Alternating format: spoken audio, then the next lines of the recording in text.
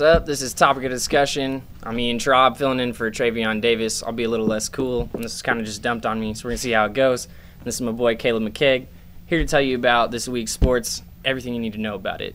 So, first up, huge story coming out of Los Angeles. Mike Brown fired after 5 games. What do you think about that? I know. I mean, this happened like an hour and a half ago? Yeah, crazy. I don't agree with it, man. I mean, yeah, I know they started off 1-4. They got Dwight Howard. Steve Nash was saying, they might be the best team in the West. But you're through 5 games. I mean, and you have two new players who are going to be key players, and the coach you have to ease into the system. You gotta let players learn the system. Yeah, you can't just expect them to go out and just be 5-0 after 4 games. And Dwight Howard's not even 100% right now. Yeah. So, I mean, I completely agree with you. You can't fire your head coach, who's one of the best coaches in the league, regardless of what team. When he was with Cleveland, he was good. Yes, he had LeBron. You got him with Kobe now. Let him develop those players into better players. Kobe's still got some good years left. Let's get more action out of him. Dwight Howard, not healthy right now. And Steve Nash, great player, little old. But he's going to pick up that system, and he's going to be a great giver to those guys. So yeah, and, I mean, the only thing I can see why that they did this, Phil Jackson must be online too. Yeah.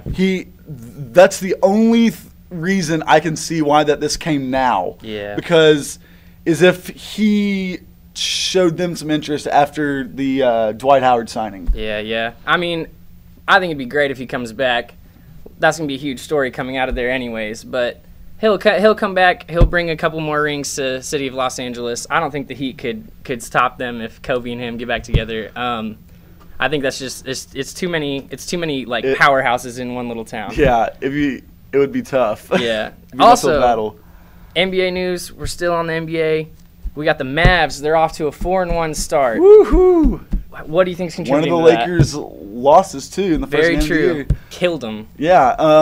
I mean, last year, I didn't think the Mavs were going to be good. We lost out on all the free agents. Then this year we lost out on Darren Williams. And there were a lot of people saying, okay, we lost out on D. Will. We're not going to make the playoffs. Like, we picked up Chris Kaman, Elton Brand, Jay Crowder, Bernard James, and O.J. Mayo, the big signing. We're without Dirk right now, and O.J. Mayo, he's averaging almost 22 points a game. He's a second Dirk. Yeah, this team is looking way better than I thought, and I think that they're solid. Yeah, at first I was thinking they might barely squeak into the playoffs. I'm thinking maybe now like a 4, 5, 6 seed. Yeah. And if they get hot in the playoffs, you never know. You got to watch out for them at all times, especially if Dirk comes back and he's just like he's always been. He's always going to produce, so we're looking forward to getting him back for sure. Yeah, and I mean Jay Crowder, he's a rookie. He's been looking great. Bernard James has been looking good on the defensive side. The one person who, if he can step it up, there'll be a threat is Elton Brand. He signed that big deal with the 76ers a few years ago and was never the same player. But if he starts playing well again, there'll be a team to watch out for. I agree. Sticking in the Dallas-Fort Worth area, because that's where we love to watch our sports. Josh Hamilton, Rangers, they're having all that drama. Yep. He's asking for a 7-year deal after his playoff stunt that was just terrible to watch. So Rangers are only coming with 3 years. What do you think about that? Well, to be honest, I don't think they should resign him. I think it's going to cost them too much, and the return is not going to be enough. 3 years, I think, is if you're a smart team, you're going to get him for 3 years because he's been injury prone. You have to worry about him having a relapse. Yeah. And if, you're talking about a guy who blamed poor play because he stopped dipping. Yeah. What kind of excuse is that? First of all, great example for children. Great example. Yeah. He's definitely the face you want on a franchise. But, I mean, he also blamed he had vision problems from drinking Red Bull. Too much caffeine, yeah. I think he just needs a nutritionist and he'd be fine.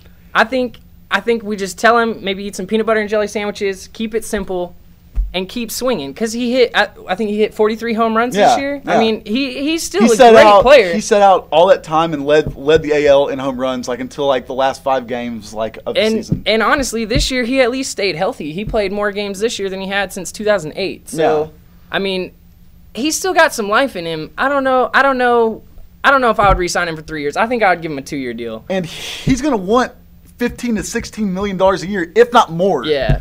And so I just don't know if the Rangers can cash that check right now. They had a great run again, but I just don't know if it's really worth it. Jury's kind of out on him.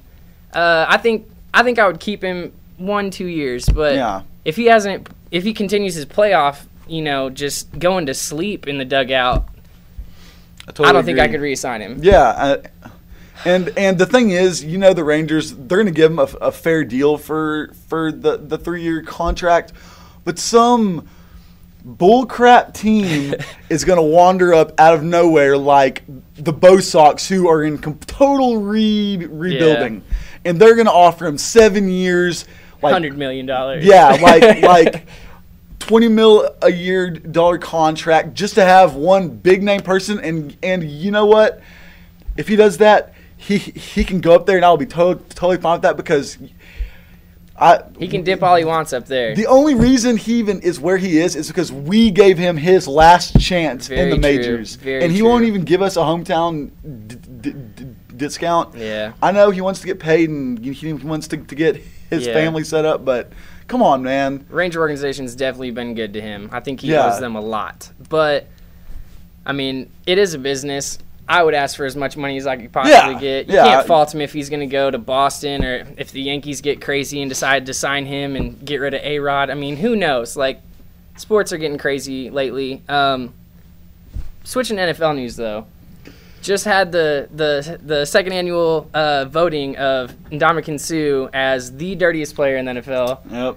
Can you even argue with the results? Well, I think they polled 100-something players, something like that. I can see why he won it last year after he stepped on that guy's arm in the Thanksgiving game, but I've never really seen him as a dirty player. I've seen him as more of a competitor than anything. Yeah, he goes all out every play, and to be honest, I don't care where you hit a quarterback because I think I don't think a quarterback should be more protected than any other player except in the knees. Yeah. But can't have a Tom Brady incident. Yeah. But he hasn't done anything this year, I don't think, to earn it, but I mean, he just kind of has that the bad boy mentality about him. Yeah, and I think it's kind of a byproduct of we haven't really had just a egregiously horrible hit on anyone in the NFL so far. I mean, my boy RG3, he got his concussion from getting hit, but he didn't slide or anything. So I mean, that wasn't a dirty hit. That was probably the biggest hit of the season, though, and it had the biggest impact on the game it was held in. But I feel like Suh's gonna come back a couple of games from now. Lions aren't doing as well as everyone expected. He's getting some frustration building up in there, even just in the locker room, and he's one of those players that kind of loses himself in the competition. True. And I feel like the emotions are gonna get the best of him. He will earn that title again this year, but I think he's only been voted this year so far so early because I mean no one's really taken the crown from him. Yeah. Just off of past stuff. So yeah, I mean. He's always going to have that reputation now just because he had it his rookie season. Yeah. So, I mean, you're never going to get rid of that. Michael Vick's always going to be seen as the guy that did the dog stuff. So, you're never going to get rid of those impressions, but I think he is going to earn it, but I think he has gotten a lot better and he hasn't messed up. He hasn't cleat stomped someone in the throat this year. So, I mean, kudos to Suh. He's keeping it in check. This week's rundown, we got a whole bunch of good games. Huge matchup in the SEC this week. Yeah. Alabama versus A&M. What do you think? Well, Alabama, they barely escaped LSU, and Tough battle. LSU exposed a lot of holes in their defense. And I got a lot of friends who are A&M fans, got a lot of friends who go to A&M, and they've been telling me. I'm not going to call him by his nickname, but Johnny Manziel, they're saying, is going to run wild in Tuscaloosa this weekend. And, hey, you know what? I will call him Johnny Football if he goes into Tuscaloosa and beats Alabama. That's fair. That's but fair. I just don't think it's going to happen because the LSU defense held him in check. Yeah. And I think the Bama defense is just as good, if not better than them. So I just don't see Johnny Manziel going out there and just having 500 total yards. I don't see A&M's defense. I don't see their line as being able to hold any of that rushing attack from Bama. I don't even think it's gonna be close. I think Bama murders A&M. I'm also a Longhorns fan. I got to put that out there. I hope Alabama murders A&M, but I can't really see them putting up any kind of a fight against that Bama team. I think they're just too solid. They're too well coached. I mean, they're just great. They're great on all facets, and I don't see that in A&M. I think A&M, yes, Johnny Football Manziel. I think he is good.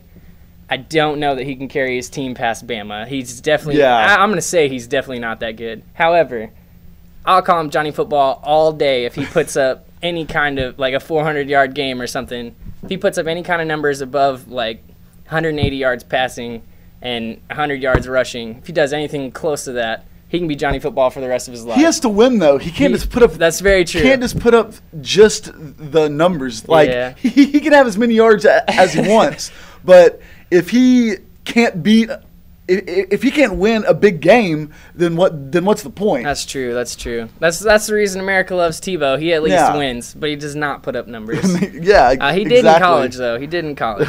Then in the NFL, we got probably one of the most underrated rivalries in the NFL: Atlanta Falcons, New Orleans Saints. Dirty Birds. Oh man.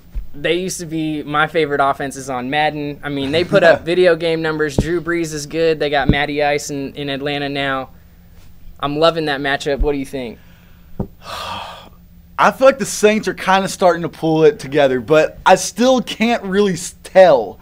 So, I mean, they're on the cusp. I've got to go with Matty Ice and the undefeated Falcons, though, just because they're undefeated. Yeah. They've been squeaking by all year. They've just been able to just somehow close the game.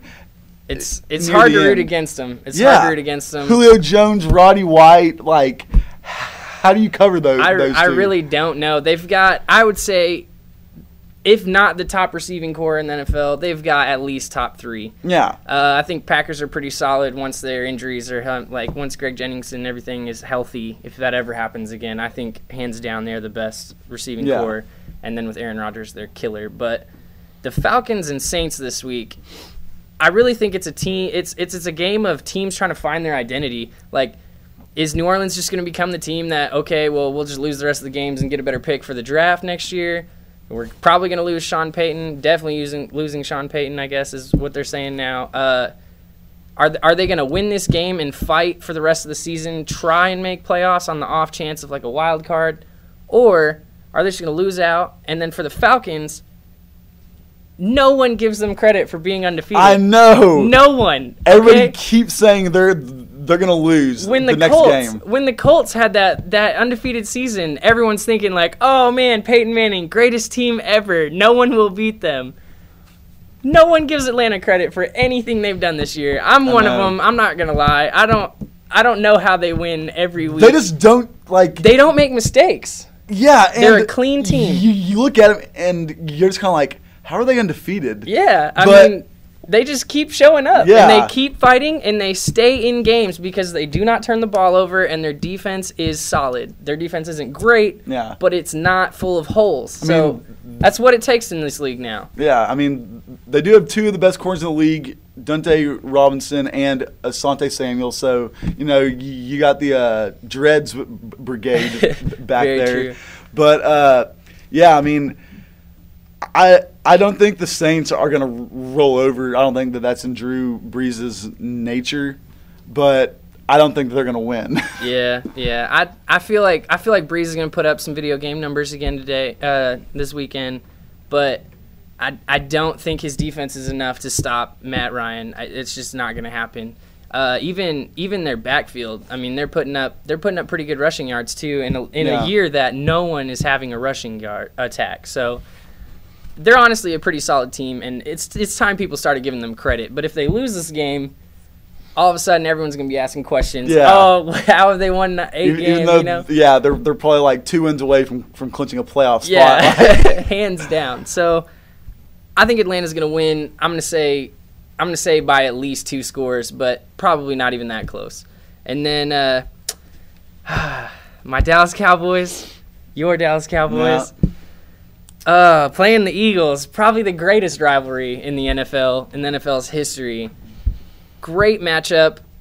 Not so good at records between the two teams this year. How do you think it's going to go? I mean, I think the Cowboys should win. I hope so. I mean, you look at the Eagles, their offensive line is in worse shape than Dallas's is. It's in too many injuries. Complete shambles. Yes. But you look around and you have Michael Vick, you have LaShawn McCoy, you have Jeremy Maclin, you have Deshaun Jackson, you have Brent Selleck.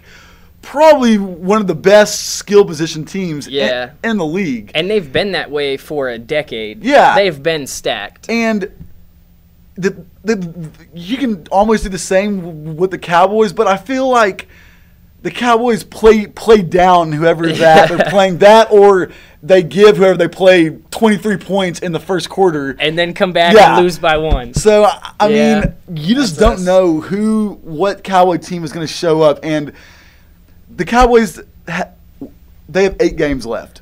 7 of them are of teams with losing records. I feel like if we don't make the playoffs this season, it's just time to completely rebuild. Look. Everything is played out in our favor. We beat the Giants in the opener. No one thought we were going to, except for diehard Cowboys fans and Jerry Jones. We finally win. Rarely do we win our opener. We win, and then the rest of the season has been just terrible, wishy-washy defense. I mean, like, we have one of the most solid defenses statistically, and they still put up so many points on us because our offense turns the ball over 40 times. We could easily be 5-3 if Dan Bailey makes that field goal against the Ravens, and if Des Bryant's fingernail is not out of bounds. I still don't like that call. He sold out for that catch. Can we just give him credit for the effort? Give him the touchdown on the effort alone. That was impressive, and you stole it from him. I thought I was going to cry. Okay, that was a hard catch. He made it, and you're going to fault him because his hands are obnoxiously large. That's not his fault. That's breeding, and that's why he's such a great receiver. Until he drops big passes in important times. Yeah. But that one he caught, and they took it away from him. We can't have that if we're going to win. Yeah, well, but I'm saying Dallas is going to win this week because I don't see the Eagles line holding back our blitz attacks. Like it's not going to happen. Carter's coming out of nowhere. Man, he's firing me up. Oh my gosh. I picked him up on my fantasy team because he came out of nowhere. He's coming, he's playing hard, he's fighting. DeMarcus Ware is still the greatest defensive player we've ever had in Dallas. I'm saying they have at least 10 sacks this game. Oh, good God, man. I'm shooting for the fences this week. I mean, I'm going to say the defensive player to watch this week is Anthony Spencer because he's quietly been having a pretty good year. A pretty good year. So I'm going to take the Cowboys to win. I'm going to say by a touchdown. Like, there's no way they're going to win by more just because it's going to be a back and forth. And we turn the ball over too many times for it to be a blowout. Let's just be honest. We'll call it how it is. And then our next Texas matchup, Houston Texans versus the Chicago Bears. Only one-loss teams. Gotta be matchup of the week. And great defenses matching up. This is going to be insane to watch. I would be surprised if more than 12 points are scored in this game. Those defenses are stacked. Bears have come out of nowhere. Charles Tillman from my high school as well. 4 fumbles last week. 4 forced fumbles last week. Yeah, that's pretty ridiculous. No one does that. Okay, especially for a corner. That's a solid season for most defensive players. He did it in a game. Okay, they're on fire. Urlacher is still the monster he's always been. The defensive line, they fight. Julius Peppers. There's so much pressure the entire game on the opposing quarterbacks. Yeah. I don't know. I don't know how the Texans are going to handle it. And from the other side, I don't know how the Bears are going to handle the Texans' blitzes. it's two really impressive defenses. They fight hard. I mean, yeah, exactly what you said. Two outstanding defenses, but I think that the Texans' offense is better than Cutler. I actually don't know because Cutler's kind of been the Cutler Marshall tandem's kind of been coming together. Yeah. And Forte's a pretty good running back. He's no Arian Foster, but he throws good blocks too. Yeah, He's helping a lot. It's going to be a good game, but I think the Texans are going to squeak it out. And it's going to be like 17-14. Yeah, I don't see it being high scoring, and it's going to be close the entire game. But I don't know. I think it's going to be a field goal match. Yeah. I don't know. Maybe one touchdown between the two teams, unless like you said, Cutler and Marshall just hit it off like they did last week. I mean, Marshall's coming. He's getting a good season going now. He was a little slow in starting, but yeah. I think it's going to be a matchup of kickers and who misses one to lose the game. That's just how I see it this week. Yeah. Well, that's it, guys. Y'all have a great weekend, and tune back in on Friday around the same time. It's been topic of discussion. Yeah. You have a good weekend.